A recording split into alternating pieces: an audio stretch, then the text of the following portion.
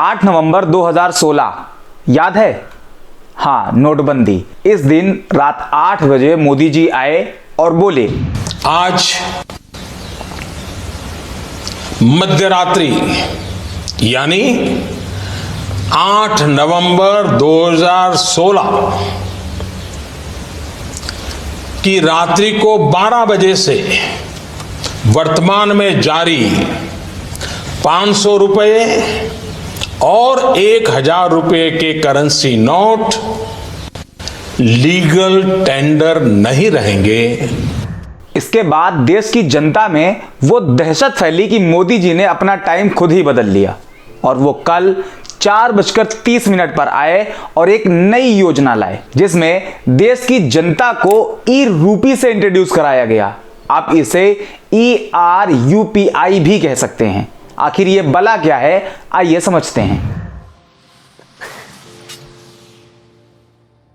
जैसा कि अभी नोटबंदी का जिक्र आया, नोटबंदी इसलिए हुई थी कि काले धन को खत्म किया जा सके, लेकिन जब इस मकसद को देखा गया कि यह तो पूरा नहीं हो रहा तो इसके उद्देश्य बदल दिए गए और कहा गया कि हम देश को यानी इंडिया को डिजिटल इंडिया बनाना चाहते हैं और भारत को एक कैशलेस इकोनॉमी बनाएंगे। क्या भारत कैशलेस इकोनॉमी बनी है? आइए थोड़ा डाटा देख लें। फाइनेंशियल ईयर 2021 भारत में 2018 के मुकाबले लगभग 1.5 गुना ज़्यादा डिजिटल ट्रांजैक्शन हुए। 2018 में 20.7 बिलियन इंडियन रुपीस का डिजिटली ट्रांजैक्शन हुआ, जबकि 2021 में 53 बिलियन इंडियन रुपीस का।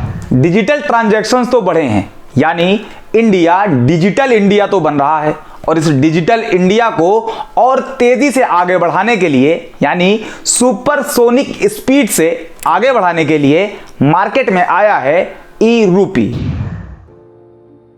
ई-रूपी एक डिजिटल पेमेंट सिस्टम है जिसे NPCI national payment corporation of India द्वारा बनाया गया है। इसकी मदद से आप डिजिटली पेमेंट कर सकते हैं। अब आप सोच रहे होंगे कि इसमें आखिर नया क्या है। हम तो पहले से गूगल पे, फोन पे, अमेजॉन पे, पेटीएम जैसी चीजें यूज कर रहे हैं, लेकिन मित्रों ये ई-रूपी अभी बताए गए प्लेटफॉर्म के जैसा बिल्कुल भी नहीं है। इसमें कुछ अलग ही मसाले भरे हुए हैं जो बाकी प्लेटफॉर्म से इसे बिल्कुल अलग बनाता है। जैसे ये इंड टू इंड इंक्रिप्टेड है, यानी आपके किए गए लेन देन की जानकारी सिर्फ लेने और देने वालों को पता होगी, किसी तीसरे को नहीं। इसका इस्तेमाल करने के लिए आपको डेबिट कार्ड, नेट बैंकिंग जैसी चीजों की जरूरत नहीं पड़ेगी। स्मार्टफोन भी अगर ना हो तो चलेगा, क्योंकि इसका इस्तेमाल आप कीपैड मोबाइल में भी कर पाएंगे और ये प्रीपेड ई वाउचर होगा जो आपके फोन में SMS या QR कोड के थ्रू मिलेगा जिसे आप रिडीम कर सकते हैं। ई वाउचर ये क्या है? जियो आने के पहले मोबाइल रिचार्ज, हालांकि ये मोबाइल रिचार्ज जैसा वर्ड यूज करना टेक्निकली गलत है, लेकिन जो प्रथा चल गई है वो तो चलेगी ही। जैसे कि लोग कहते हैं, बेटा जाओ आटा पिसा लाओ, हालांकि आटा नहीं गेहूं पिसाया जाता है। वैसे इस बारे में उन्हें ही पता होगा जो गांव में रहते हैं या तो मिडिल क्लास से आते हैं। खैर, टॉपिक पर वापस आते हैं। जियो आने से पहले आपको कुछ इस तरह का लाल, पीला, नीला कार्ड मिलता था जिसे वाउचर कहते थे। इसे आप पैसे देकर लेते और जब जरूरत पड़ती स्क्रैच करके रिचार्ज कर लेते थे और आपका रिचार्ज हो जाता था। लेकिन उस कार्ड को लेने के लिए पहले पैसे देने पड़ते थे और इसे ही प्रीपेड सिस्टम कहते हैं। जब आप पैसे देकर वाउचर लेते थे तो उसमें एक कार्ड मिलता था, लेकिन ई-रूपी में आपको कार्ड नहीं मिलेगा, बल्कि इसमें QR कोड या SMS मिलेगा। QR कोड और SMS एक इलेक्ट्रॉनिक सिस्टम है, इसलिए इसे ई वाउचर कहते हैं। ई वाउचर मतलब इलेक्ट्रॉनिक वाउचर। ये ई-रूपी का ई वाउचर प्रीपेड होगा। प्रीपेड होने की वजह से इससे पेमेंट ऑन टाइम होगी और इसमें कोई थर्ड पार्टी नहीं होगी। थर्ड पार्टी नहीं होगी तो पेमेंट नहीं फंसेगी, जैसा कि गूगल पे, अमेजॉन पे, फोन पे में होता है और पेमेंट हफ्तों तक फंसी रहती है।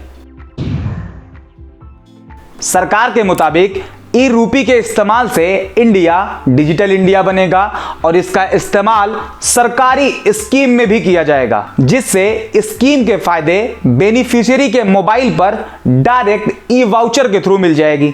यहां बीच में कोई सरकारी कर्मचारी या नेता नहीं होंगे तो भ्रष्टाचार भी नहीं होगा। साथ ही साथ इसका इस्तेमाल प्राइवेट सेक्टर भी कर सकेंगे।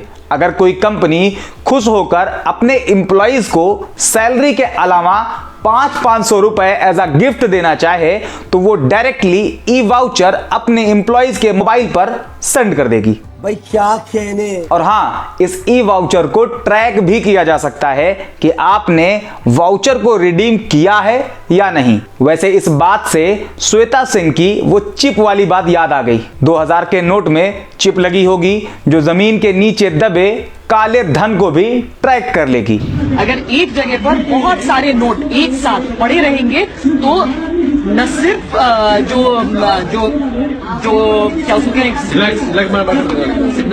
जो कानूनी तौर पर कार्रवाई करेंगे ना उनके पास सिर्फ, बल्कि इनकम टैक्स डिपार्टमेंट में इसका सिग्नल जाएगा, क्योंकि ये सीधे सैटेलाइट की ओर सिग्नल ट्रांसमिट करेगा और वहां पर पहुंचेगा ताकि उस पैसे को निकाला जा सके, रिकवर किया जा सके।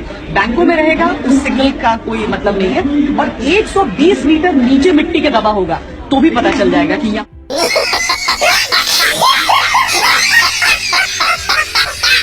इंडिया ही नहीं बल्कि चाइना भी चाइना को डिजिटल चाइना बनाने में लगा हुआ है और अपनी करेंसी युआन को अपने कई शहरों में लॉन्च भी कर चुका है और उसका नाम ई रूपी की ही तरह ERMP है। और इस डिजिटल करेंसी को चाइना 2022 में होने वाले बीजिंग विंटर ओलंपिक्स के टाइम पूरे देश में लॉन्च करने के प्लान में है। यह सब तो सरकारी करेंसी है, लेकिन प्राइवेट सेक्टर में बिटकॉइन आज सबसे बड़ी क्रिप्टो करेंसी है।